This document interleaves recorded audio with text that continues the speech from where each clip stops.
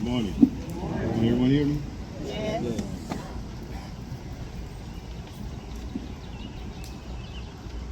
My name is Sergeant Major Jarvis Rozier, founder and president of the 2nd Infantry Regiment of the United States Color Troop,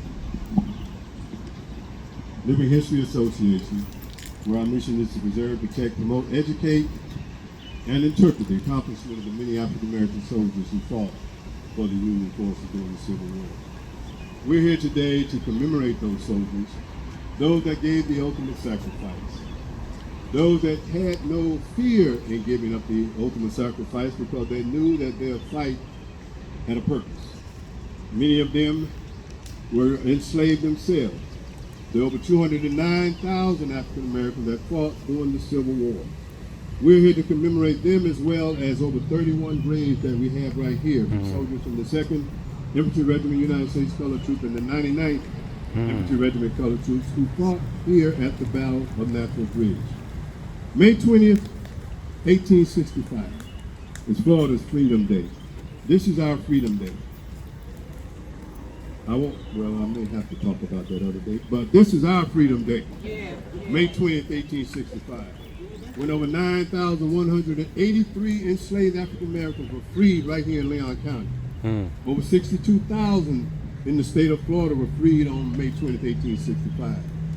Nearly 4 million enslaved African Americans were freed on January 1, 1865. So we have to stick a pin in it and be careful when we say when all enslaved African Americans were freed. May 20th was in Florida, and each state had their day.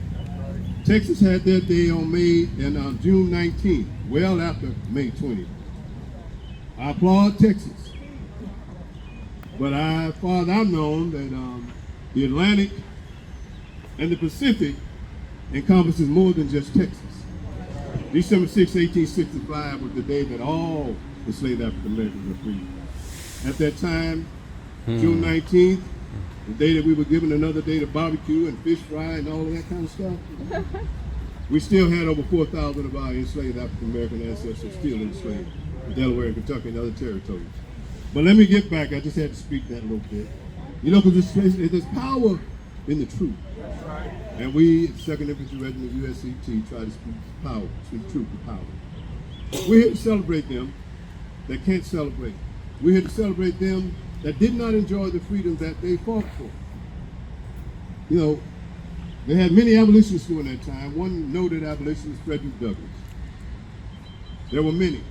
But I will quote, he said, from east to west and from north to south, the sky is written all over. He said, liberty, now and never. Liberty won by the white man would lose half his luster, but he who will be free shall strike the blow.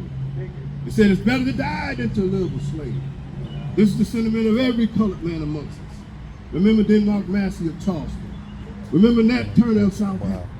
Remember Shields, Green, and Copeland, who died as glorious martyrs for the cause of the slave. He said, remember that in the contest of oppressors, the Almighty has no attributes for those that are the oppressor. We celebrate these soldiers that fought, knowing that their labor would not be in vain.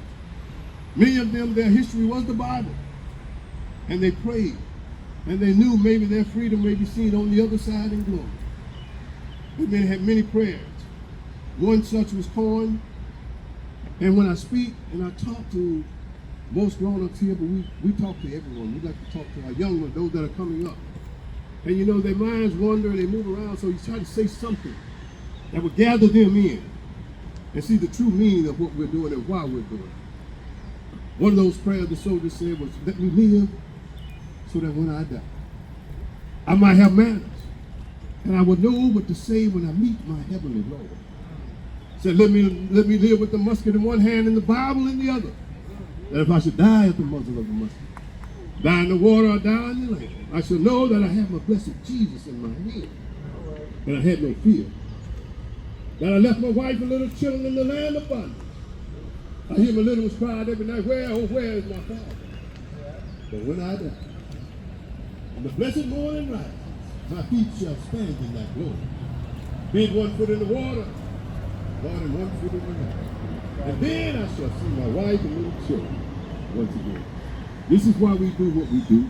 We cannot, we will not, we shall not, and we must not forget those battlefields that were shared with African American blood. This is why we do what we do. Thank you.